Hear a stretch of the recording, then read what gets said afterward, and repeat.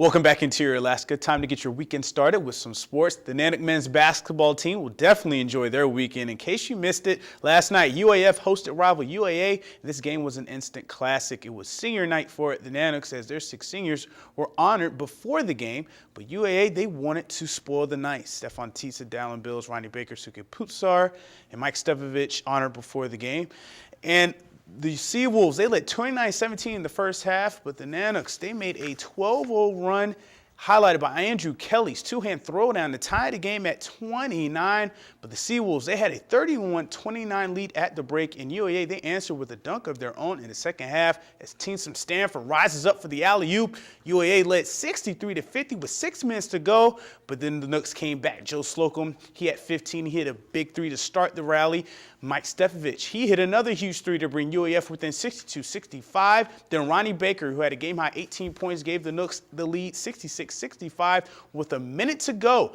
Travis Thompson, who led UAA with 15, nails a clutch 3 to tie the game at 68 all with 10.8 seconds left. Dagger 3 there. He says the game's not over. And after a UAF timeout, Ronnie Baker, he drives with time running out and makes a last-second pass to Andrew Kelly, who banks it in at the buzzer. Kelly had 14 points and a career-high 18 rebounds on senior night. The win stops a 16-game losing streak to UAA. The last time Alaska defeated UAA was January 28, 2006. Alaska clinches third in the GNAC, an emotional win for the seniors like Kelly, who made the shot, and Baker, whose father was at the game after suffering a stroke earlier in the season.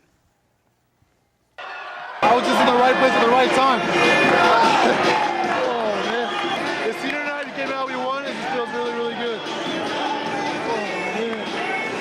It feels good. It feels good. Early on in the year, he suffered from a stroke, so I had to go back home, and I've been praying and hoping that, he pulled through, and he did. He came here on my senior night. He's been my #1 fan, my biggest criticizer, and it's just a blessing, and I'm so happy that he's here with me today and forever. When we were coming back, we didn't want them to, their team of runs, we didn't want them to get too big of a lead. So everybody stepped up, made free throws, made big threes. They couldn't stop our one play, so we kept going to it, and we just cut out the lead every time until we got it close, and Andrew made a hell of a play, man.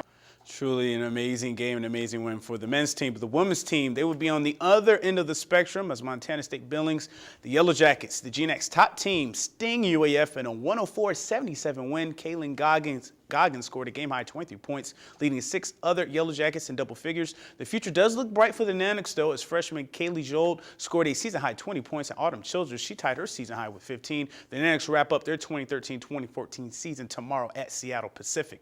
In high school basketball last night, the Lathrop Malamute swept the North Pole Patriots. In the girls' game, Lathrop won 66-24. In the boys' contest, Lathrop won 73-60 over the Patriots. Coming back in the second half, the Malamutes were led by Kyle Carlson's 22 points. Khalil Stewart led the Patriots once again with a game-high 24 points. Lathrop's season finale will be this Saturday against West Valley, the only team to beat them in 4A this year for their senior night.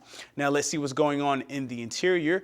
For the weekend, for all of you runners, tomorrow morning, the second annual Trothieta Snowshoe Scramble at Trothieta Park at UAF at 11 a.m. There's also the Eldorado Hill Challenge at 1369 Molly Road at 11:30. In high school sports, it'll be senior night at Lathrop and Monroe on Saturday. The Rams host Delta in their last regular season game, while Lathrop will meet West Valley for the 3rd time at Joe T. Court. The winner gets the #1 seed in the MAC tournament.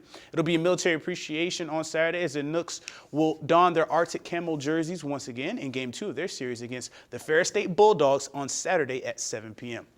Also this weekend, the Super Bowl of Dog Mushing starts tomorrow morning at 10 a.m. on 4th Avenue in Anchorage will be the ceremonial start of the 42nd Iditarod. The warm winter could have moved the restart to Fairbanks, but conditions improved near Willow. That's where the official restart will be on Sunday, and that's at 2 o'clock. The oldest musher to win the Iditarod, Mitch Seavey, age 54, is back to defend his title. 4-time winner Jeff King is back for another run as well.